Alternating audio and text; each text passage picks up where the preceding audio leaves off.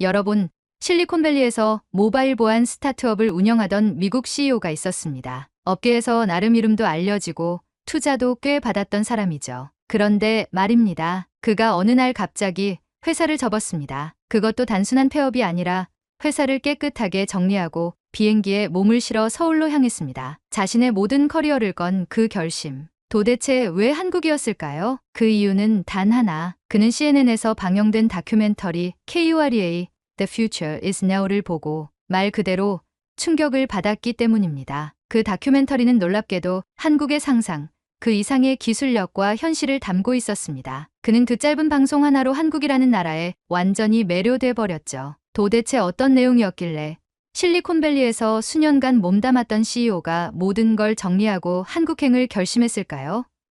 그리고 그는 한국에서 어떤 경험을 하게 되었을까요? 그의 인생을 송두리째 바꿔버린 그 믿기 힘든 이야기 지금부터 시작합니다. 안녕하세요.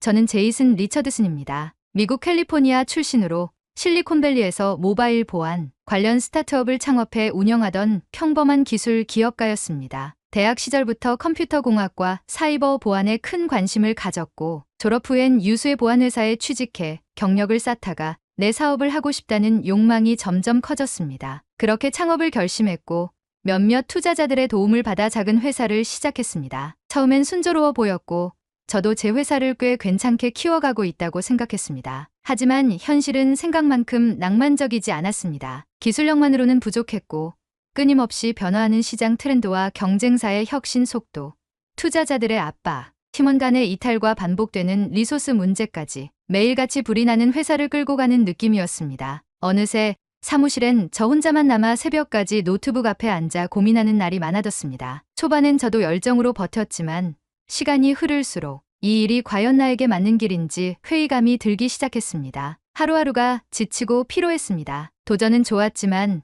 끝이 보이지 않는 전쟁 같았습니다. 그날도 평소처럼 늦은 시간까지 사무실에 남아 있었습니다. 모니터 속숫자는 점점 줄어드는 사용자 수를 보여주고 있었고 매일 하면 피드백과 불만들이 쏟아져 들어오고 있었죠. 머리를 감싸준 채 무작정 뉴스라도 보자며 CNN 홈페이지를 열었습니다. 그날따라 유독 눈에 띄는 제목 하나가 있었습니다. KUREA The Future is Now. 솔직히 말하면 처음엔 그냥 시간 때우기용으로 클릭한 영상이었습니다. 그러나 그 다큐멘터리는 시작 5분도 채 되지 않아 제 모든 생각을 송두리째 흔들어 놓았습니다. 영상 속 한국은 제가 알고 있던 아시아의 한 국가가 아니었습니다. 기술이 삶 속에 자연스럽게 녹아든 사회, 혁신과 실용이 조화를 이루는 도시, 디지털과 인간미가 공존하는 공간. 그곳은 마치 한 발짝 앞선 미래처럼 보였습니다. 영상은 고작 40분 남짓했지만 그 안엔 제가 실리콘밸리에서 꿈꾸었던 거의 모든 것이 이미 현실로 구현되어 있었습니다. 놀라웠습니다. 아니,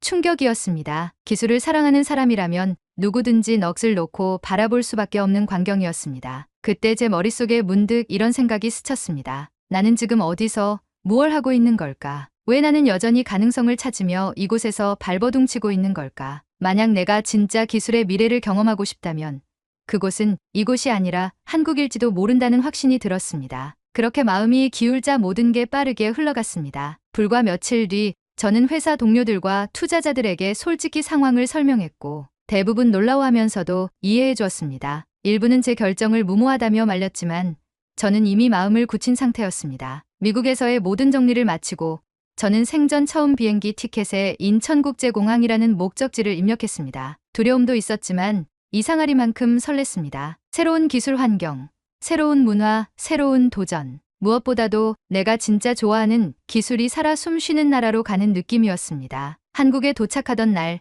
인천공항의 첫 인상이 아직도 생생하게 기억납니다. 공항 전체가 마치 하나의 거대한 스마트 시티처럼 느껴졌습니다. 자동화된 절차, 깔끔하고 효율적인 동선, 어디서나 연결 가능한 와이파이. 단지 공항일 뿐인데 이미 다른 세계에 온 것 같았습니다. 저는 곧 서울 강남에 위치한 한 중견 통신기업에 입사하게 되었고 거기서부터 진짜 이야기가 시작되었습니다. 지금 생각해보면 그때의 저는 단순한 호기심으로 한국에 온 것이 아니라 어쩌면 진짜 제 인생을 다시 시작하기 위한 용기를 낸 것이었는지도 모르겠습니다. 입사가 결정된 후 일주일 만에 정식으로 회사에 출근하게 되었습니다. 강남의 고층 빌딩 중 하나에 자리한 이 통신기업은 생각보다 규모가 컸고 사무실은 굉장히 현대적이었습니다. 일단 가장 먼저 놀란 건 업무 시작 전 직원들이 자리에 앉아 조용히 업무 준비를 하는 모습이었습니다. 미국에서는 출근 시간이 되자마자 커피를 사러 나가거나 수다를 떠는 직원들이 많았기에 이 질서 정연한 분위기는 낯설면서도 꽤 인상적이었습니다. 제가 들어간 팀은 주로 해외 통신망 기술을 연구하고 기획하는 부서였고 구성원 대부분이 30대 초중반의 젊은 인재들이었습니다. 모두 유창한 영어를 구사했고 무엇보다 논리정연하고 책임감 있는 태도가 느껴졌습니다. 이쯤에서 저는 문득 제가 실리콘밸리에서 경험했던 일들이 떠올랐습니다. 미국에서는 언제나 기술은 개발자가 만들고 비즈니스는 MBA 출신이 따로 담당하며 정부는 기술보다는 규제에 집중하는 느낌이 강했습니다. 한 프로젝트를 진행하려면 정부의 인허가를 받기까지 몇 달이 걸리고 민간 기업 간 협업은 경쟁 논리에 막혀 쉽지 않았습니다. 그런데 한국에서는 정부, 기업, 그리고 국민까지 모두가 하나의 방향성을 갖고 움직이는 느낌이었습니다. 예를 들어 한 회의에서는 정부기관과의 협업 프로젝트가 논의되었는데 이미 이전부터 기업과 공공기관 간의 신뢰와 데이터 공유 체계가 잘 마련되어 있어 실행 속도가 매우 빨랐습니다. 한편 제게 결정적인 순간이 찾아왔습니다. 회사는 제가 갖고 있던 미국 보안 시장의 경험과 시야를 높게 평가했고 마침 진행 중이던 사지기술 수출 프로젝트의 핵심 기획자로 저를 투입하기로 결정했습니다. 저는 놀라움과 동시에 책임감을 느꼈습니다. 한국의 기술력을 세계에 소개하는 중요한 역할을 맡게 되었다는 사실은 제 인생에서 처음으로 내가 진짜 필요한 곳에 왔다는 확신을 안겨주었습니다. 사지기술 수출 프로젝트의 핵심 기획자로 정식 투입되었을 때 솔직히 말해 제 안에는 기대와 부담이 뒤섞여 있었습니다. 기술에 대한 자신감은 있었지만 이방인이라는 정체성은 쉽게 지워지지 않았습니다. 게다가 이 프로젝트는 단순한 기술 협상이 아니라 한국의 통신 인프라를 동남아 국가의 패키지로 수출하는 거대한 사업이었습니다. 기술, 문화, 언어, 정부 기관과의 협상까지 모두 고려해야 하는 복합적인 과제였죠. 역시나 걱정한 대로 처음부터 문제가 발생했습니다. 회의 도중 제가 제안한 보안 인프라 설계안이 한국 측 개발진들과 충돌을 일으킨 것입니다. 미국식 보안 체계를 기반으로 설계한 모델이 한국의 기술 환경과 맞지 않았던 것이죠. 회의 분위기는 얼어붙었고 저는 다소 오만하게 접근했음을 그제야 깨달았습니다. 이후에도 제가 작성한 문서가 한국식 보고서 포맷과 맞지 않아 다시 작성해야 했고 각종 용어 혼선으로 인해 프로젝트 팀원들과 여러 번 오해가 생겼습니다. 그 중에서도 가장 힘들었던 건 속도였습니다. 한국은 회의 후 실행까지의 전환 속도가 매우 빨랐습니다. 한 번의 회의로 방향이 정해지면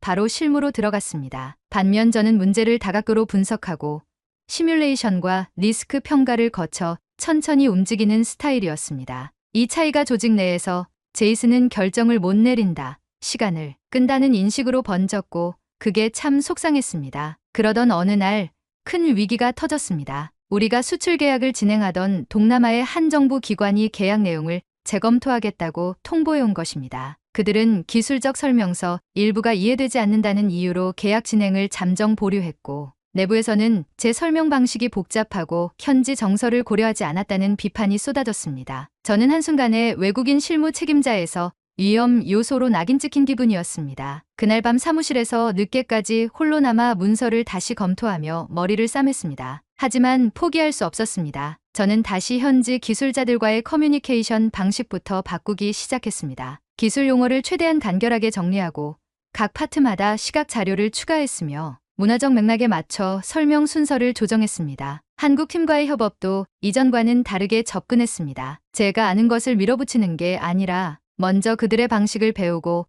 거기서 부족한 부분을 메우는 방식으로 바꿨습니다. 솔직히 자존심이 상했지만 그 과정을 통해 진짜 팀워크를 배워갔던 것 같습니다. 며칠 뒤 동남아 정부 측은 수정된 제안서를 보고 계약을 재개하겠다는 의사를 전달해 왔습니다. 무엇보다 이해하기 쉬웠고 설득력 있는 구성이었다는 피드백을 받았을 때 저는 말 그대로 안도의 한숨을 내쉬었습니다. 프로젝트는 다시 속도를 냈고 저는 처음으로 이 팀 안에서 기여하고 있다는 실감을 하게 되었습니다. 한 번의 고비를 넘긴 후 프로젝트는 서서히 정상 궤도에 올라섰고 저는 점점 팀원들과 리듬을 맞춰가기 시작했습니다. 회의 때면 서로 눈빛만으로도 의도를 파악할 수 있었고 주말이면 자연스럽게 팀원들과 식사도 함께하며 한국의 일상에도 익숙해져 갔습니다. 고된 일정 속에서도 저는 이 새로운 문화와 환경 속에서 성장하고 있다는 것을 실감했습니다. 그러던 중 팀장님께서 저를 부르셨습니다. 태국의 통신 공공기관에서 고위급 실무자가 방한하는데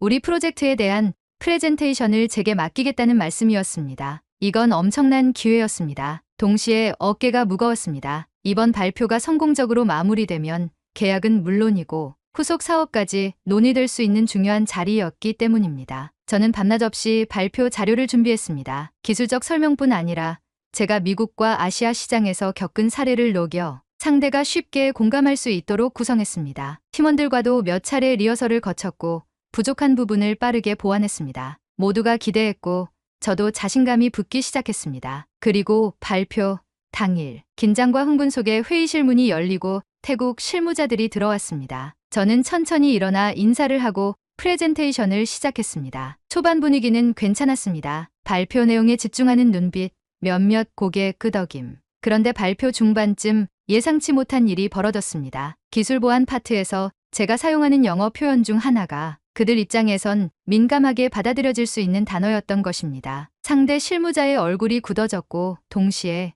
옆에 앉아 있던 한국인 동료가 조용히 제 팔을 잡아 끄는 느낌이 들었습니다. 분위기가 서서히 얼어붙기 시작했습니다. 프레젠테이션이 끝나고 나자 회의실은 조용했습니다. 태국 대표는 자료는 잘 받았고 검토 후 연락드리겠다는 짧은 말만 남긴 채 떠났습니다. 저는 그제야 뭔가 잘못됐다는 걸 느꼈고 미팅이 끝난 후 팀장은 조용히 말했습니다. 제이슨, 발표 내용 중 일부 표현이 그쪽 문화에선 조금 불편하게 들렸을 수도 있어요. 의도는 아니었겠지만 예민하게 받아들일 수 있는 부분이었어요. 그 순간 머릿속이 또다시 하얘졌습니다. 몇 주간 준비했던 발표, 저를 믿고 맡겨준 팀의 기대, 그리고 회사 전체의 신뢰가 순식간에 무너지는 느낌이었습니다. 자책이 밀려왔고 실망한 팀원들의 표정이 떠올랐습니다. 저는 그날 밤 거의 잠을 이루지 못했습니다. 그러나 도망칠 순 없었습니다. 저는 직접 태국 측에 사과 메일을 작성했고 문화적 오해로 인한 표현의 실수를 설명하며 진심 어린 사과를 전했습니다. 그리고 팀원들에게도 정중히 사과했습니다. 다행히 모두가 저를 이해해줬고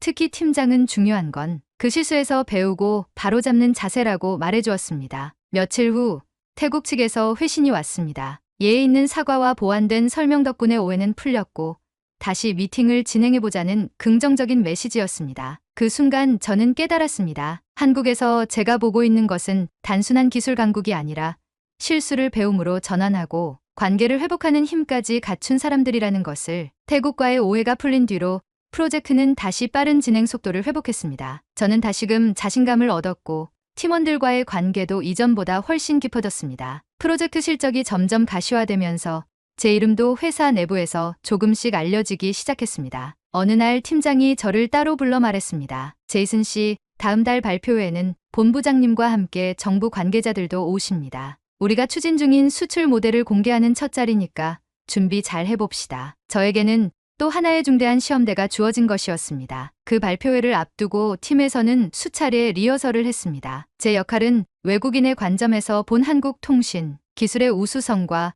이 시스템이 왜 글로벌 표준이 될 수 있는지를 설명하는 파트였습니다. 저는 한국에서 느낀 기술과 문화의 조화를 진심을 담아 표현하고자 했습니다. 그리고 마침내 행사 당일이 다가왔습니다. 대형 회의실엔 수십 명의 관계자들이 자리했고 긴장된 분위기 속에서 저는 무대에 올랐습니다. 한국의 기술은 단순한 빠른 인터넷이 아닙니다. 그것은 시민의 삶 속에서 함께 숨 쉬는 인프라이고 혁신이 일상이 된 사회의 상징입니다. 저는 그날 제 발표 중 가장 열정을 담아 이 문장을 말했습니다. 그런데 그 직후 객석 앞줄에 앉아 있던 정부 관계자 한 분의 표정이 순간 미묘하게 일그러지는 것을 보았습니다. 발표 후 팀원 한 명이 조심스럽게 제게 다가왔습니다. 제이슨, 혹시 그 문장 말이에요. 시민의 삶 속에서 숨 쉰다는 표현이 한국에선 다소 추상적이고 너무 외국식 표현이라고 느껴질 수도 있대요. 게다가 혁신이 일상이라는 말도 누군가는 자화자찬처럼 들릴 수 있어서 그 말을 듣는 순간 저는 당황스러움을 감추지 못했습니다. 나는 좋은 의도로 한국을 진심으로 칭찬하고 존중하는 마음으로 표현한 것이었는데 그게 오히려 부담스럽거나 과장된 것으로 비춰질 수 있다니 마음이 복잡해졌습니다. 그동안 나는 한국을 잘 알고 있다고 생각했는데 정말 그랬던 걸까? 어디까지가 존중이고 어디서부터가 오만이었을까? 그날 오후 무거운 마음으로 근처 작은 식당에 들렀습니다. 말없이 김치찌개를 한 숟갈 떠먹던 중 식당 아주머니께서 말을 거셨습니다. 외국분 맞죠? 한국말 잘하시네요. 저는 어색하게 웃으며 대답했습니다. 아직 많이 배워야 해요. 사실 오늘 좀 실수를 해서 기분이 안 좋네요. 아주머니는 조용히 제 앞에 더운 국을 하나 더 얹어주시며 말했습니다. 사람 사는 데는 다 똑같아요. 잘하려는 마음이 제일 중요하죠. 그게 느껴지면 다들 결국은 이해해요. 순간 가슴 한쪽이 찡해졌습니다. 회사에서, 프로젝트에서, 그리고 그 짧은 대화 속에서 저는 한국을 조금씩 이해하고 있었던 것이 아니라 배워가는 중이었단 사실을 그제야 받아들였습니다. 그리고 다시 마음을 다잡았습니다. 진짜 존중은 내가 가진 시선으로 바라보는 게 아니라 그 사회의 맥락과 감정을 이해하고 받아들이는 것임을 배운 순간이었습니다. 그날 저녁 저는 발표 문장을 모두 수정했습니다. 더 간결하고 더 한국적인 언어로 바꾸고자 노력했습니다. 그리고 며칠 뒤 본부장님께서 저를 찾아오셨습니다. 제이슨 씨, 발표 좋았어요. 그리고 우리가 아직 익숙하지 않은 방식으로도 한국을 생각해 볼 수 있다는 점 신선했어요. 그 말은 저에게 너무나 큰 위로이자 다시 앞으로 나아갈 용기였습니다. 저는 한국을 이해하기 위해 이곳에 온 게 아니었습니다. 이곳에서 함께 배우고 함께 만들어가며 진짜 글로벌 기술 생태계의 일원이 되기 위해 온 것이었습니다. 프로젝트는 결국 성공적으로 마무리되었습니다. 우리가 개발한 사지 수출 모델은 동남아시아 2개 국가에 동시에 적용되었고 그중 한 곳에선 이미 상용화가 시작되었습니다. 협상은 순탄하지 않았지만 팀원들과 함께 발로 뛰며 각국 실무자들을 만나 설득한 결과였습니다. 회사 내부에서도 이번 프로젝트는 대외적 신뢰도와 수익 면에서 의미 있는 성과로 평가되었고 저는 정식으로 글로벌 전략기획팀 소속으로 발령을 받게 되었습니다. 처음 한국 땅을 밟았을 때 저는 단지 기술을 보기 위해 이곳에 왔습니다. 하지만 지금 그 기술 이면에 있는 사람들, 문화, 협업, 진심, 그리고 배려를 경험하며 저는 완전히 다른 세상을 본 듯한 기분이 들었습니다. 기술이란 결국 사람을 위한 것이고 그 철학이 한국에서는 깊이 자리 잡고 있다는 걸 깨달았습니다. 복잡한 설계도와 시스템보다도 더 인상 깊었던 건 식당 아주머니의 따뜻한 말, 한마디, 동료의 짧은 격려, 실수를 감싸주는 문화였습니다. 프로젝트가 끝난 후 잠깐의 휴가를 받아 남산에 올랐습니다. 서울 시내를 내려다보며 저는 그동안의 시간들을 하나씩 떠올렸습니다. 처음 CNN 다큐멘터리를 보던 날, 회사를 정리하던 날, 공항에 도착하던 날, 첫 회의에서 말이 잘 통하지 않아 땀을 흘리던 순간, 그리고 동남아 계약이 무산될 위기 속에서 고군분투하던 밤들까지 그 모든 장면이 파노라마처럼 스쳐 지나갔습니다. 그 순간 문득 이런 생각이 들었습니다. 왜 나는 이토록 우수한 기술과 문화를 진작 알지 못했을까? 실리콘밸리에서 최신 기술을 접한다고 자부했던 나는 어쩌면 그 너머에 있는 진짜 가치를 보지 못한 채 스스로를 우물 안개구리로 가두고 있었던 건 아닐까? 단순히 한국의 기술이 뛰어나다는 것만이 아니었습니다. 이곳은 기술이 일상에 자연스럽게 스며들고 사람들의 삶에 깊이 연결되어 있으며 무엇보다 기술과 사람이 함께 성장하는 구조가 되어 있었습니다. 한국에서의 시간이 저에게 남긴 가장 큰 변화는 기술을 보는 시선 그 자체였습니다. 저는 더 이상 기술을 팔기 위한 도구로 보지 않게 되었습니다. 이제는 그것이 어떻게 사람들의 삶에 스며들고 함께 살아가는가를 더 중요하게 생각하게 되었습니다. 그리고 또 하나, 저는 더 이상 이곳을 외국이라고 느끼지 않습니다. 식당에서 마주치는 익숙한 얼굴들, 지하철에서 자연스럽게 양보하는 모습, 밤늦게까지 불이 꺼지지 않는 연구실. 이 모든 것이 이제는 낯설지 않습니다. 때로는 이곳이 제 고향보다 더 따뜻하게 느껴지기도 합니다. 이제 저는 새로운 목표를 세웠습니다. 한국의 기술, 한국의 철학, 그리고 한국의 정신을 더 많은 세계에 알리고 싶다는 목표입니다. 단순히 기술을 수출하는 것이 아니라 그 기술이 담고 있는 진심과 배려, 그리고 사람을 향한 따뜻함까지 함께 전달하는 것이 저의 다음 과제입니다. 기술 그 자체보다 기술을 구현한 사람들의 이야기를 앞세우는 글로벌 컨설팅 플랫폼을 만들 계획입니다. 한국의 디지털 생태계를 성공 모델로 제시하고 각 나라에 맞는 맞춤형 도입 전략을 함께 설계하는 것이죠. 미래는 어디에 있을까요? 누군가는 여전히 실리콘밸리를 말하겠지만 저는 이제 자신 있게 말할 수 있습니다. 지금 가장 뜨거운 미래는 바로 여기 대한민국에 있습니다. 실제로 한국은 자국 기술을 세계 표준으로 끌어올린 대표적인 디지털 강국으로 자리매김하고 있습니다. 와이브로는 제네바 ITU 총회에서 3세대 이동통신 표준으로 T2000 표준으로 채택된 데 이어 사지 공통 주파수 대역으로도 선정되며 세계 시장 진출 가능성을 인정받았습니다. 또한 지상파 DMB는 유럽, 북미, 일본의 기술과 함께 ITU 국제표준으로 확정되며 글로벌 기술 경쟁력을 입증했습니다. CNN은 한국을 공상소설이 현실이 된 나라로 표현하며 정부 기업 국민이 긴밀하게 협력하는 디지털 생태계가 기술 선진국으로서의 원동력이라고 분석했습니다.